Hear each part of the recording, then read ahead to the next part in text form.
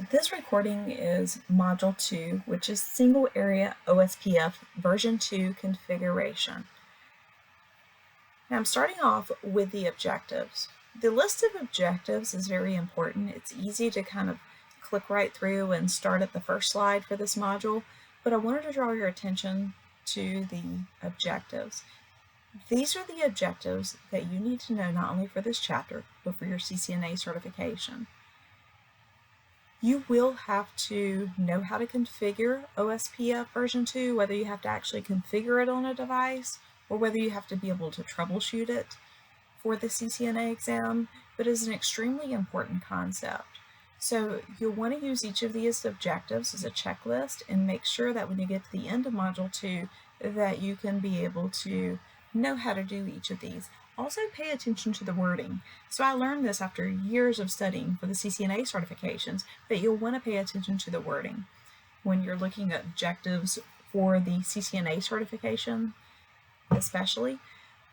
For example, you have OSPF router ID configure and OSPF version 2 router ID. If it says configure, that means you may have to actually configure it. You'll need to know how to configure it step by step. If it says verify, then you're probably looking at show commands. If something we're saying to identify or to understand, then that would refer to the theory part. But if it says configure, make sure you know step by step how to do that. So I thought I'd just throw that out there as something I have learned from my own experience on how to study and prepare for the CCNA certification and how to actually use each of the objectives listed. So OSPF uses a router ID. As mentioned in Module 1, I talked a little bit about how a router ID is used to identify each router in OSPF. OSPF version 2 is enabled using a router OSPF configuration command.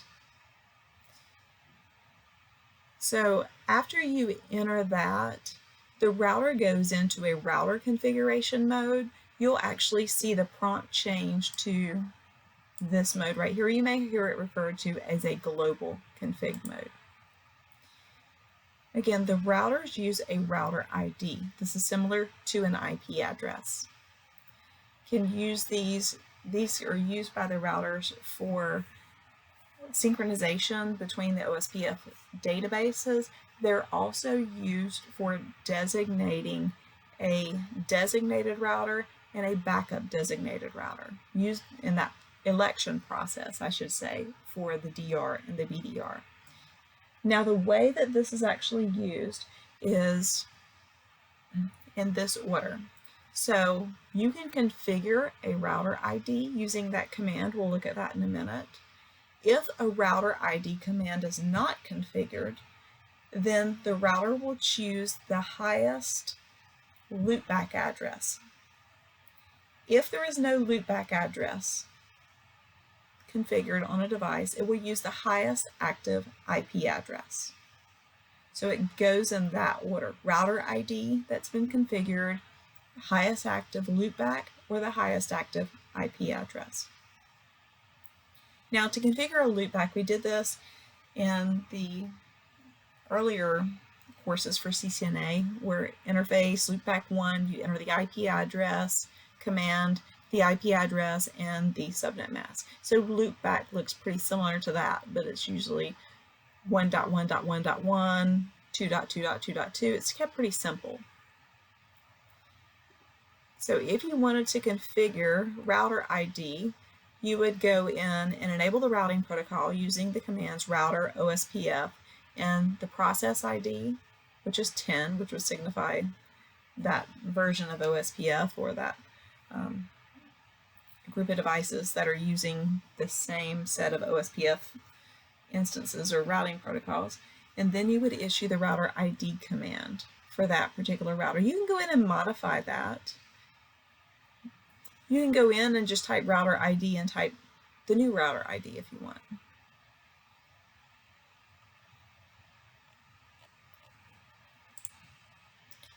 So moving on into some of your other syntax for OSPF. When you configure devices, you also have to configure them with a network address. And then with the OSPF, you also have to configure something called a wildcard mask. Now, a wildcard mask sounds very similar to a subnet mask, and it kind of is, but an OSPF uses a wildcard mask. This wildcard mask is used to match the information in your network address bit by bit. When you look at a wildcard mask, it is typically the inverse of whatever you would use for a subnet mask. So the zeros in a wildcard mask mean to check, while the ones mean ignore. So let's look at an example. So if you had the 192.168.14.64, this is a /26, what would your subnet mask be? Your subnet mask would be 255.255.255.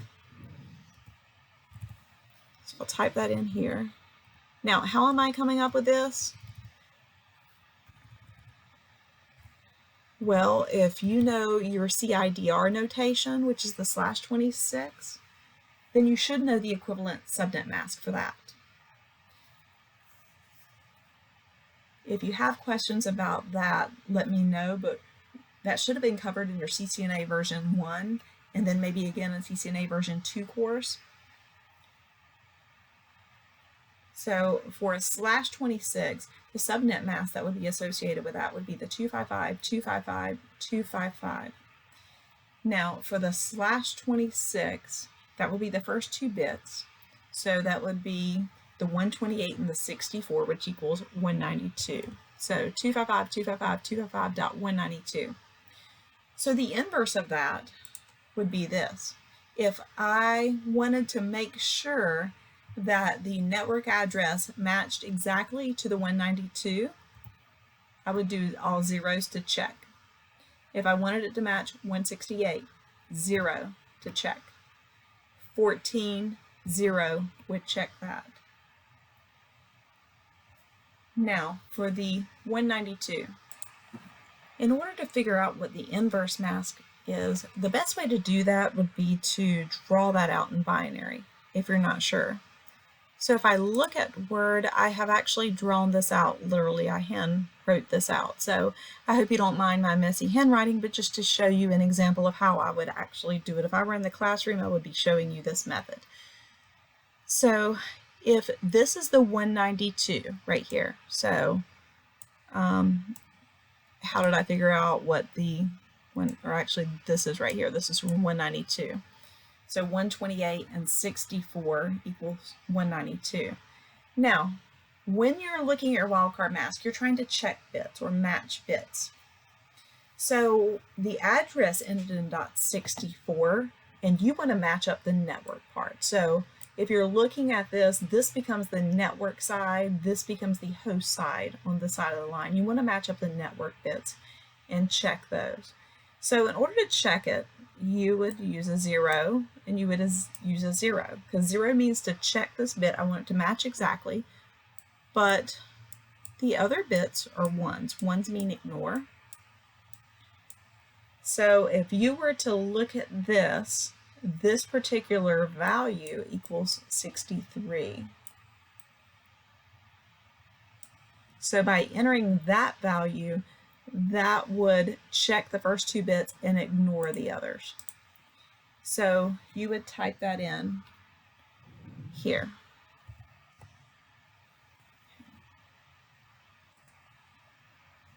So notice it says correct. And there are other new problems you can do also. So if I were to look at this one, for example, so we're looking at the /27. Now we know that's 255, 255, 255, and that should be 224, because /27 would be the, if you're looking at it in terms of this, it would be the 128, the 64, and the 32 would be the placeholder.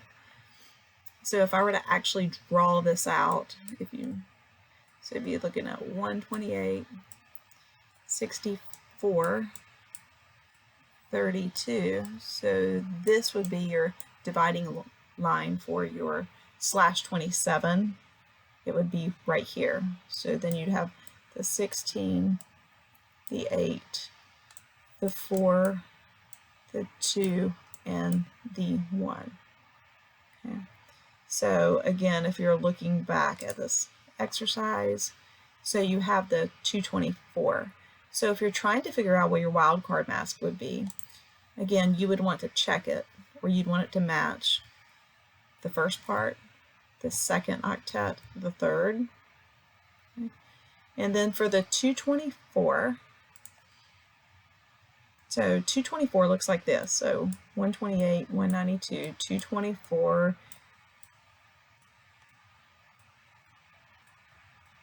Your inverse would be the opposite. So you'd want it to check these numbers and then ignore these, which would mean that would be a 31. So you would have a 31 here. Another way that you could do this is look at what your subnet mask would normally be. So your subnet mask would normally be 255, correct? So this is 224. So if your subnet mask is normally 255, you're doing 224 is the one you want to check, subtract it. That'll also give you the same number as you got there. So that's another way they do it. So you could have done that before here with the 192. You could have subtracted 255 minus 192 to come up with 63. So whichever way works for you is fine, as long as you know how to do it, because this will be very important. Not only will you use this for calculating your wildcard mask for OSPF, but you will also need to know this for access control lists when we get to that section as well. So make sure you know how to calculate your wildcard mask, and then once you do, you can configure it. So you turn on your routing process by issuing the command router OSPF 10. This is the process ID number here. Then network and each one of your networks. So if you want 10.10.10 network to be used, which is right here, it's using area 0. We can see that in our diagram. And then you would type, you just basically hit enter, and then network 10.1.1.4, which is this one. And then its wildcard mask, area 0. And then network 10.1.1.12. Its wildcard mask in area 0. So look at this first wildcard mask of the 10.10.1.0. Notice the wildcard mask is 0000.255. So what they're actually signifying here is that they want the network numbers to match up, but they really don't care what is in the rest of the network about the particular ID of each device, as long as the network's numbers match up. That's all they're concerned about. So they've issued that, each one of those commands. Now, what happens if you need to reconfigure it, or you want to use, in this case, they're showing you IP OSPF command. Okay, so here what they've done is gone back into router OSPF 10 and then issued a no command in front of the same command that you used to issue the initial command for that device. So we originally did network 10.10.1.1 mask area 0. You can just do a no in front of that, and that will remove that command. Also, if you just misconfigure, if you typo something, that's the same thing you can do. And for the most part, it works that way with any command that you issue on a Cisco device. If for some reason you didn't configure it correctly, just issue a no in front of that and it will remove that command.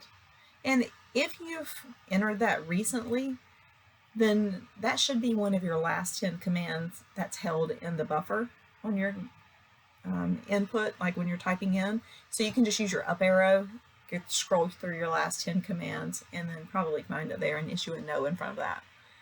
In this scenario, they're actually showing you how to use the IP OSPF command.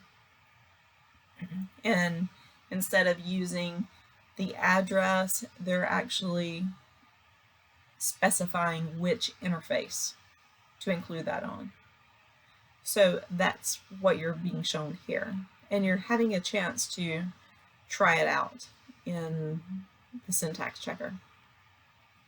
Now, there could be some scenarios where you want to have an OSPF enabled interface, but you don't want it to receive the updates. By default, each OSPF enabled interface will receive all the updates, but you may want to restrict your amount of bandwidth or your resources, or you don't want a particular OSPF enabled device to have unnecessary messages. Okay.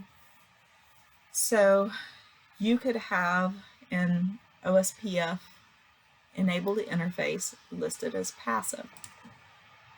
If you wanted to list an interface as passive, you just go into your routing protocol, so router OSPF 10, passive interface loopback 0. That would make it passive. You would actually see it listed when you use your show IP protocols command. Passive interface is loopback 0. You have a chance to try that out using this particular syntax checker as well. There's a lot of show commands with OSPF. So if you're not sure when you're first starting out, use your show IP OSPF space ? And that will show you the OSPF commands that you can use. In this case here, they're looking at show IP OSPF interface G000. You can see the designated router. You can see who is the backup designated router. So you can find out a lot of detailed information by using the interface command. Now here we're using the pipeline. So show IP route is what we use to look at our routing table. And then they're using the pipeline and looking specifically at 10.10.1.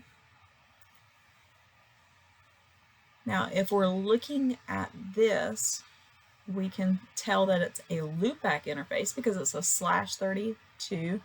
Loopbacks are used to simulate a network. So you might use this on a practice environment when you're simulating a real network to make sure the routing process works. And then when you deploy it on a real network, then you actually be using that address. The O indicates OSPF. Okay. This is always your network, and it's mask. When you're looking at the parentheses here, this is the administrative distance, so the 110 would indicate that it's OSPF. This is the metric that's used. This would be the next hop. This would be how long ago that you learned about, or the device learned about the route, and then this is the exit interface on that particular device. Okay. Now, if you wanted to configure on a point-to-point, this is how you would do that. IP OSPF network point-to-point. There is a packet tracer on configuring point-to-point for single area OSPF. Now, if you're looking at multi-access OSPF networks, that is one of your network types. Now, this is where we're going to get into configuring your OSPF designated router. Now, the different roles that you can have within OSPF for your devices would be your DR, your BDR, and then you have DR others. So those are what we're going to look at.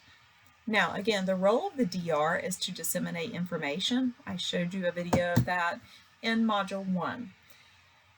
So rather than all the devices sharing all their information with everybody, we elect a designated router to do that for us. The backup designated router is there in case the designated router goes down. All the others are signified as DR others.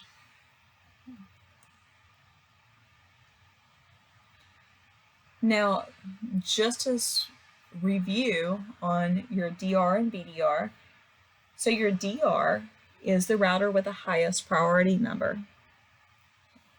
Again, default is 1. The higher the number, it would be elected the DR. If you don't want a router to ever become the designated router for one reason or another, it's an older device, you can always set the priority to 0. The BDR is the second highest number, and that will stay the same even if another router enters your network with a higher number. Those devices will stay the DR and the BDR. So in the event that the DR fails, the BDR slides into the position of being the DR, and then the one with the next highest, or the highest priority number, would be the backup designated router. Okay. So that election process, might have to occur again for the backup designated router. So you can see here the designated router and the backup designated router. Okay. It appears that this case, they're using the router ID of the 3333, 2222, and the 1111. So in this case, the designated router would be 3333, backup would be 2222 because it'd be the next highest. When you're looking at your show commands, so in this case we're looking at show IP OSPF interface G000, you can see the designated router and the backup designated router. They are listed. You can also see the adjacencies that have been occurring. And you can do that for each one of your devices. You will see those listed. So make sure you review that. You see show IP OSPF neighbor. You can see the neighbor IDs and whether they're in the full state, so whether they converge, whether the BDR, whether they're the DR, and you can see that for each one of your routers. So you would go specifically to each one. So this is the process that I was referring to earlier about the election process. So the highest interface priority. Now again, this is where we have the information about the default being 1. 0 is, you would set a device to 0 if you don't want it to become elected. If the interface priorities are equal, the router with the highest router ID is the DR. So you can configure that router ID like we did earlier, manually configure it, then it goes to highest active loopback and highest active IPv4 address. This is the process I referred to earlier on what happens in the event of the DR failing and the BDR is elected. And then of course, you would have a new BDR. So make sure you look over that information. You can also configure priority. So in order to configure priority, you can change that. As we were referring to earlier, 1 is the default, so you can change it. So in order to do that, it's IP OSPF priority.